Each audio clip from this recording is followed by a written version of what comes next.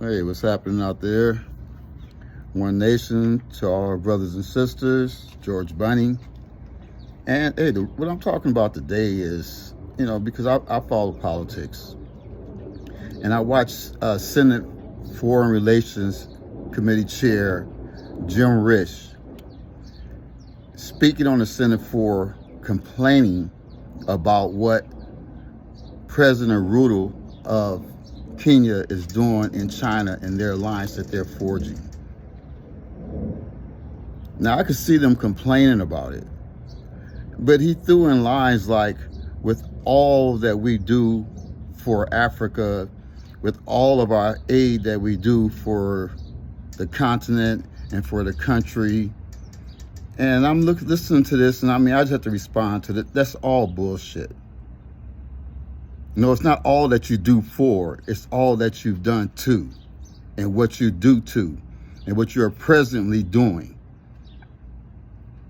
Starting with most refreshingly is the attempted coup in Burkina Faso and the attempted extermination of President Ibrahim Traore, which we know through documents was French and US behind it.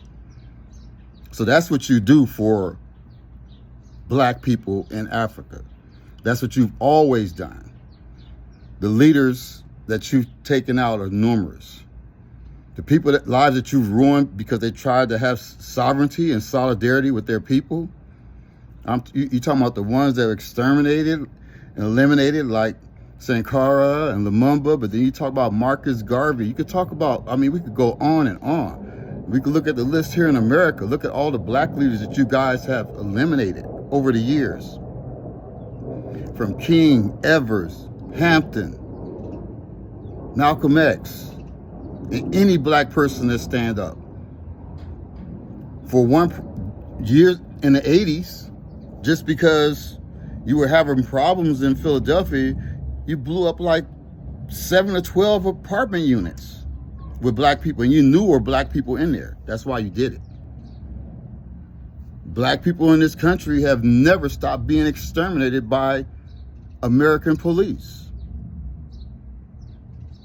You say it's warranted. Oh, he should have not complained. But we watch the same thing happen with white folks all the time. Even with guns on, tell the police, get back, leave me alone. You're not taking my gun. But the minute we ask, why am I being stopped? We're getting slammed to the car, slammed to the ground, handcuffed, and charged with resisting arrest. That's basic United States police policy towards black people. And you're trying to complain about what's going on in Africa and how much you want to do for black people. But here in America right now, you're a Jim Risch is a Republican senator from Idaho. He knows they don't allow black people in Idaho. He knows that his president right now and his vice president are eliminating black history out of their museums. He knows that. He knows that when they say DEI, they're trying to get rid of black people.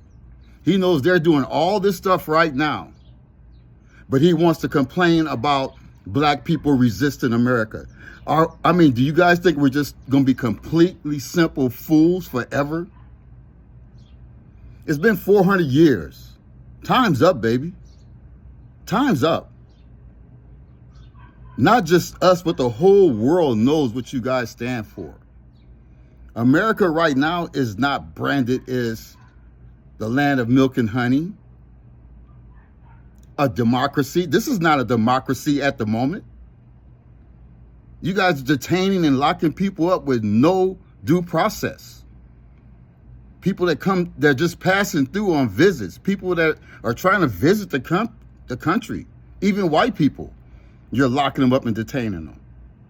You're sending people here, American citizens, to El Salvadorian prison with no visitation, no data release, and no due process.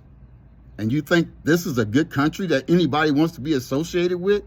No, and you know better, Mr. Jim Risch, because people are pulling their money out of this country. The treasuries are dropping every day. And more people are leaving this country financially. They're taking their business elsewhere. Where Rudo's going is where the money's going. You guys blew it. You had 400 years to be a righteous country, and you never was. But then how could you? You started off with exterminating the native people that were here. And then you brought in slaves and exterminated them. You and enslaved them, exterminated them with impunity. So, I mean, where do you get off on this righteous, moral attitude? I mean, the Christian faith in this country would be in church.